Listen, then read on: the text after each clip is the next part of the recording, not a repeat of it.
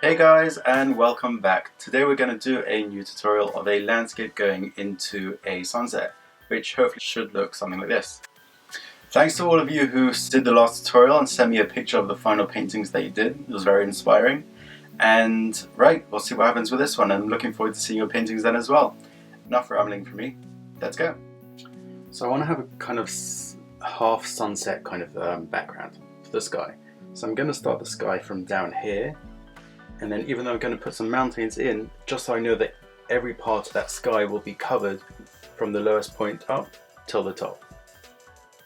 So I'm just going to put some masking tape down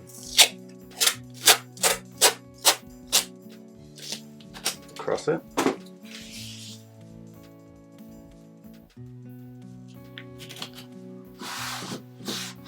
It doesn't have to be exactly straight because we are going to put on top of it, but try and get it as straight as possible.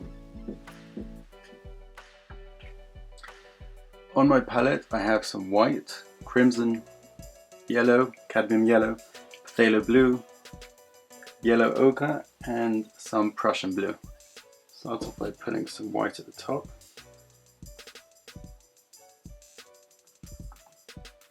Again, add in a little bit of both blues. A bit of white.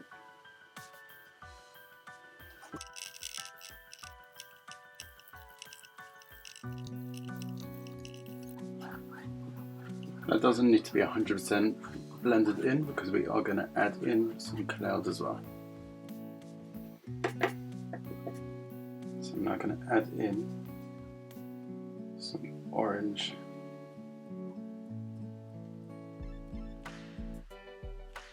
for our sunset.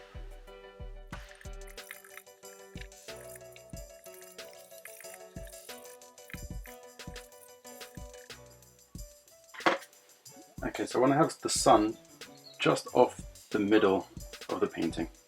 I'm going to add some more yellow.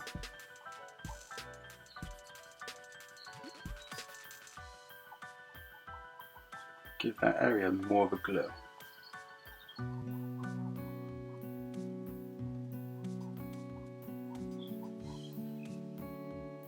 And just a bit of white on top of that. Now for the clouds, since they're going to be in front of the sun, they need to be slightly darker. So I'm going to start off with some red and Prussian blue. Try and get a bit of purple. I have not cleaned my brush.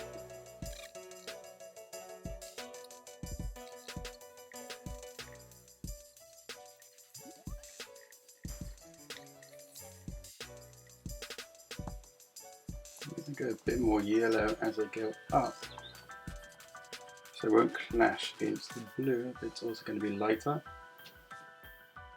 and add more colour.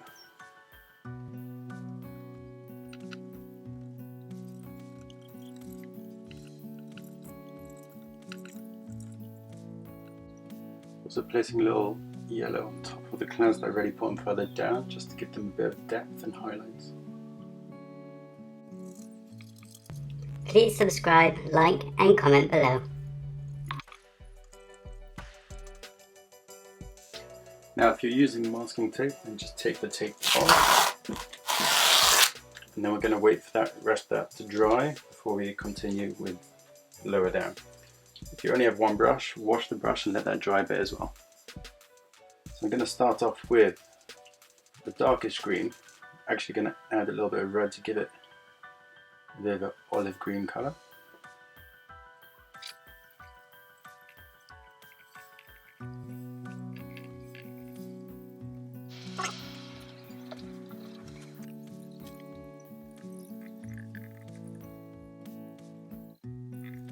If the top of the mountain, top of the hills are darker, come slightly lighter down, then we do the next mountain, we can also put slightly darker on top to differentiate between them. So we go dark here as well, and you can see the difference between them.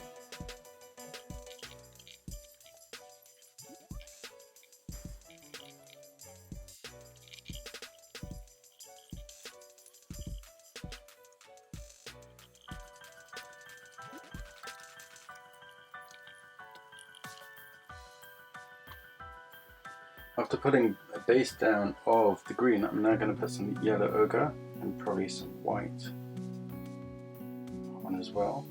A little bit of red. Just going to put a bit of dry paint on top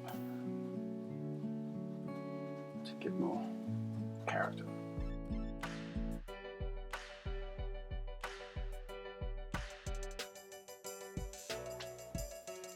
I've added some brown to my palette and now I'm going to start blocking in a tree into the foreground here.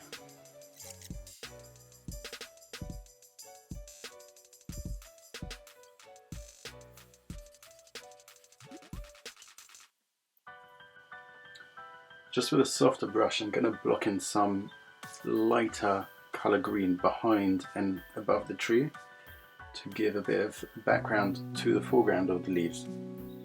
Let me show you what I mean. I'm going to take a bit of blue, some yellow, and then white to dumb it down into a lightish kind of paste.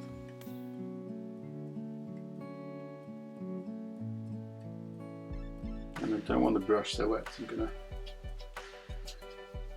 take it off.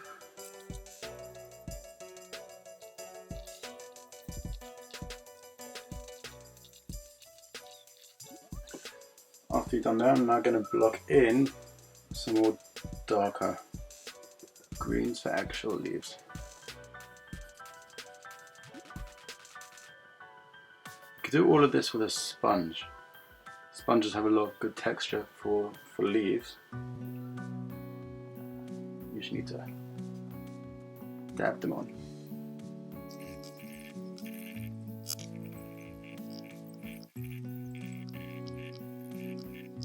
I don't know if you can see well in the video, but I'm leaving some of the areas with just the back green so you can still see through, you can still see the sky. Some areas I'm making thicker with the darker green so it looks like it's thicker leaves. You don't want to cover up the branches too much because you don't want to lose the branches either. You can always paint them back in afterwards, which I think I might do some of them to add more detail. Seeing that I didn't actually put any detail on them. Just put on some brown paint. The lower leaves are definitely going to be more sparse, so you're going to be able to see through them more. So you don't want to make the bottom ones too thick. You want to be able to try and see part of the sky through them. You want to leave gaps, just so you can see the sky.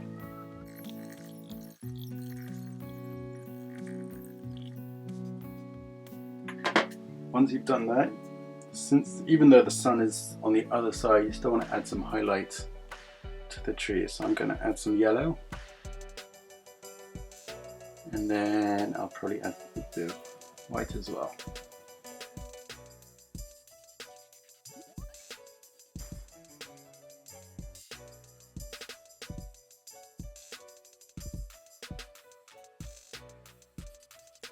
Now since we've put the sun kind of somewhere like around here, then the light from the sun is going to be hitting this side of the tree on the right. So we want to try and brighten that slightly up. Lighter browns, yellows, some warmer tones.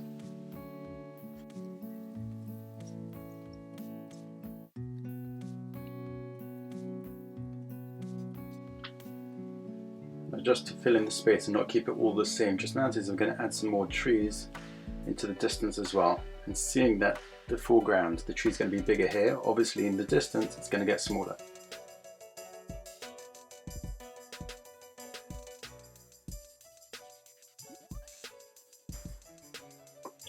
Okay, well now we're going to pretend that we're actually in the perspective of being like inside a bush. And I'm going to put some flowers coming down and some leaves, and maybe we'll add in a bit more excitement and a bit more colour over here as well.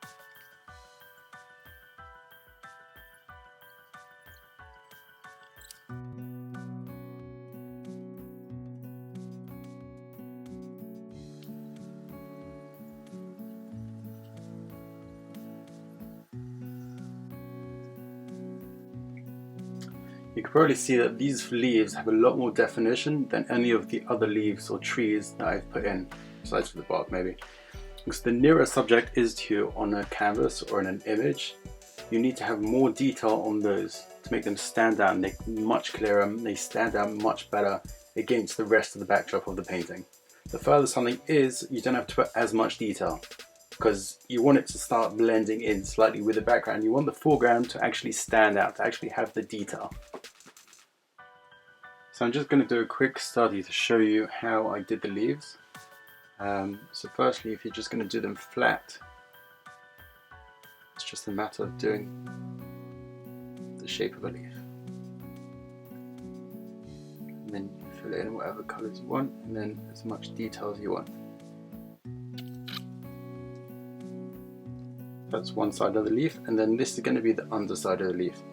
So we're going to make this a bit of a slightly lighter colour. I'm going to add a bit of yellow and a bit more white just to make it a bit paler, so we can see it's a different side. It's the underside of the leaf.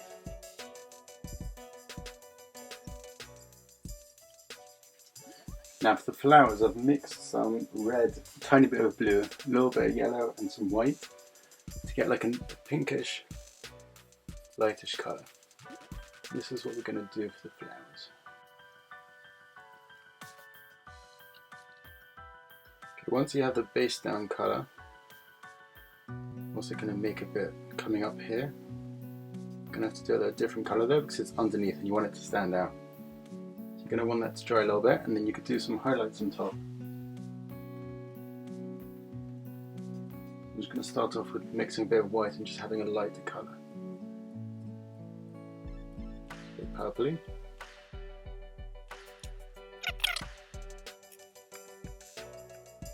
Now this is just a rough. This should be a bit more reddish because you don't want it to stand out too much. Although that's okay, I would want it to blend a bit more. Maybe a bit of shadow there as well because that's coming up against and the light is behind. The light's coming from here. The more lights and darks we have, the more it's going to stand out to look more 3D, more realistic. Obviously you don't want to put too much, because otherwise you're going to actually lose the actual thing. We've put vines in the actual painting, which is attached to the flower. And they're going to put in some petals and some plumes coming out. Or you could just make it into a round inside like this, a bulb. And I'm going to just add some more red things coming out with some yellow.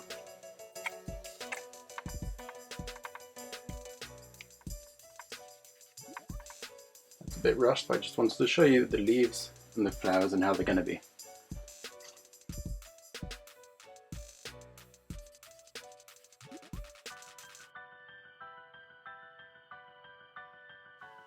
Okay, so I've decided to have some opening, one slightly opening, then two closed flowers which are still there. And then we're going to just now put the darks and lights on them to make them more realistic, more 3D.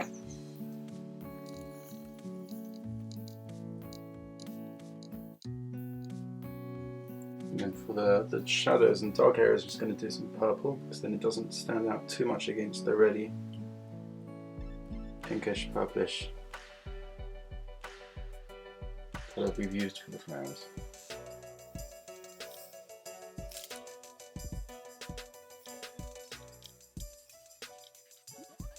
Just lining where the petals are going to split so that you can see that each one's a separate petal.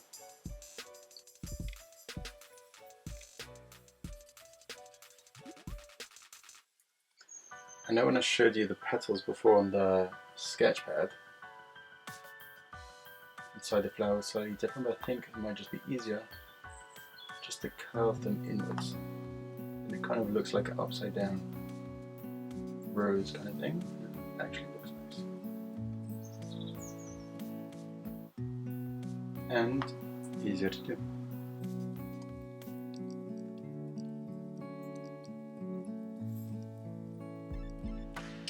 You may not have seen the details I went through the flowers because of the angle that the camera's on at the moment, but at the end maybe we'll be able to do a closer up. So now I'm going to do some grass, because at the moment we just have the tree kind of sitting on top of the ground, and we want it to be like, you want it to look like the roots are actually in the ground. So we're going to put some grass on here to also make this have more detail as well. So I'm just going to do different tones of different greens using a longer brush, not a flat brush, and then we're just going to go up. I'm just going to drag them up. Tree trunk is being covered slightly. You can see it's kind of like in the ground now. You can have grass coming out from behind it. Lots of different tones because they're all facing different directions, they're being blown.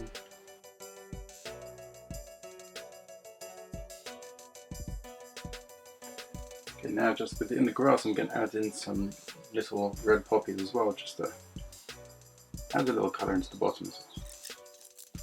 Okay, so your hummingbirds can be any colour, you can choose any colours to do them, and since hummingbirds are multitudes of colours anyway and their feathers reflect differently in different lights, so you can do any colours you want. I'm going to start off with a deep blue.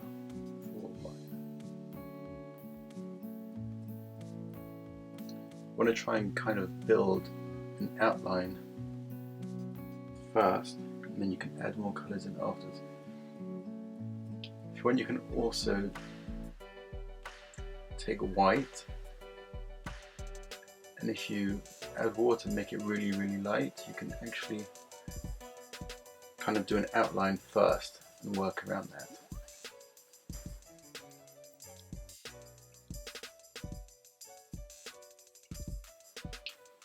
While it's hovering, the hummingbird's tail feathers are going to be kind of fanned out to help give it balance. You can also look up pictures of hummingbirds, Google or something, to get a nice image.